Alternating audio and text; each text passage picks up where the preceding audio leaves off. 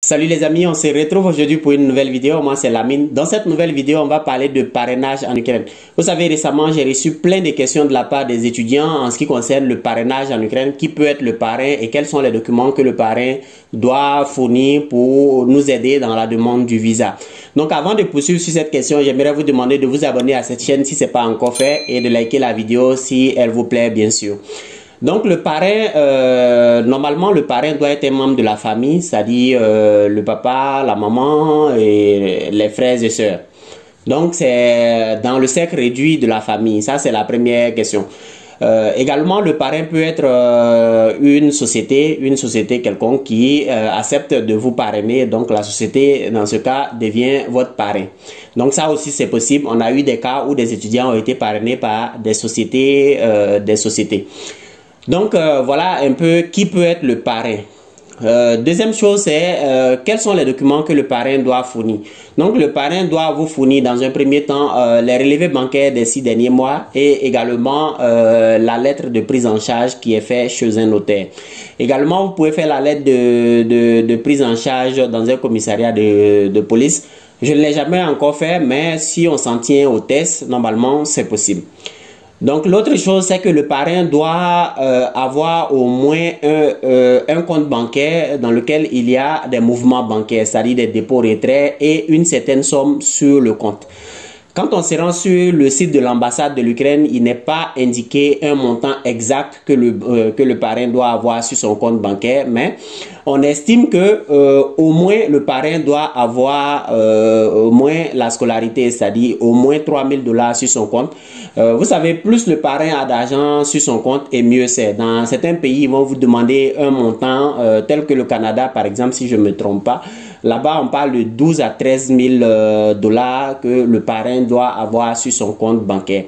Dans le cas de l'Ukraine, il n'y a aucun montant qui est indiqué en ce qui concerne le parrain. Donc, on est en droit de penser que le parrain doit avoir au moins la somme d'une année académique, c'est-à-dire la scolarité d'une année académique qui est au moins de 3000 dollars. Ça, c'est l'autre chose.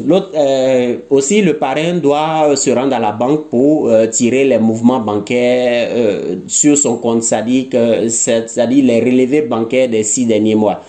Donc, certains étudiants vont me demander, Lamine, si mon parrain n'a pas de compte bancaire, est-ce qu'il peut ouvrir un compte dans l'immédiat, déposer l'argent dessus et tirer ne serait-ce qu'un seul relevé bancaire? Je sais pas trop si c'est possible ou pas, mais si c'est le seul moyen que vous avez, vous pouvez l'utiliser également pour faire, pourquoi pas.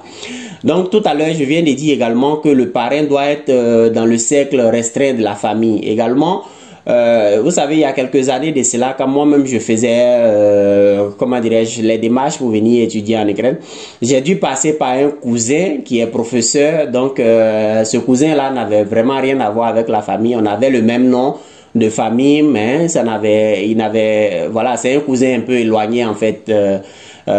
Donc, c'est lui qui m'a aidé à fournir les relevés bancaires et également le compte bancaire en ce temps-là.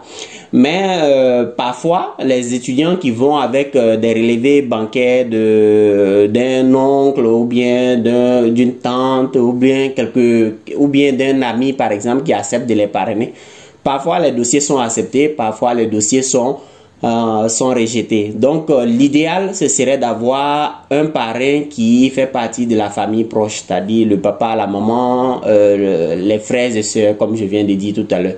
Mais si vous n'avez pas de parents, vous pouvez peut-être passer par un oncle. Peut-être que vos documents seront acceptés également. Donc voilà, à ce niveau, chacun fait avec les moyens qu'il a en fait. Donc voilà un peu les questions qui me sont régulièrement posées. En ce qui concerne les sociétés, par exemple, si vous avez un tonton ou bien un ami qui a une société, par exemple, la société aussi a un compte bancaire, donc vous pouvez aussi vous faire parrainer par une société. Donc à ce niveau-là, il n'y a aucun problème. J'ai des étudiants qui ont pu passer par ce genre de parrainage pour avoir le visa. Donc si vous êtes parrainé par une société également, la société doit avoir bien sûr un compte bancaire la société doit vous fournir les relevés bancaires des 6 derniers mois et également la lettre de parrainage qui est faite chez un notaire. Donc, ceux qui ne savent pas où est-ce qu'on fait la lettre de parrainage à Abidjan, par exemple, vous pouvez me joindre. Je vais vous donner les coordonnées d'un notaire chez qui vous pouvez aller faire la lettre de parrainage. Donc, ceux qui me demandent, Lamine, est-ce que tu peux me parrainer? Est-ce que tu peux me faire la lettre de parrainage? Est-ce que tu peux me fournir les relevés bancaires? Je leur réponds que c'est pas possible. Moi, je ne fais pas de parrainage. Déjà parce que j'ai pas assez d'argent sur mon compte bancaire. Donc ça, c'est la première des choses. Mais la deuxième des choses, c'est que il y a tellement d'étudiants qui me demandent de devenir leur parrain que si je devais parrainer tout le monde, voilà, beaucoup auraient des refus parce que le même nom ne peut pas parrainer plusieurs étudiants. Donc, au bout du compte, quand même, l'ambassade va finir par se rendre compte que il y a quelque chose qui ne tourne pas rond ici. Donc, c'est pour cette raison que moi, je ne parraine pas les étudiants. Donc, je vous montre un peu le chemin, qu'est-ce qu'il faut faire, quels sont les documents qu'il faut regrouper.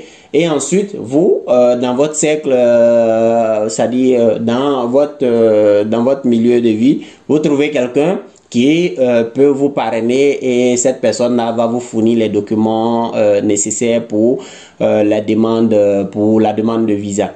Donc, si j'ai oublié quelque chose, vous pouvez me poser vos questions en commentaire, mais je pense avoir tout dit sur cette question. Et voilà, si vous n'êtes pas encore abonné à la chaîne, c'est le moment de vous abonner. Likez la vidéo si elle vous plaît, bien sûr. Et on se dit à bientôt pour une nouvelle vidéo. Allez, ciao. I've been fooled with one last lie.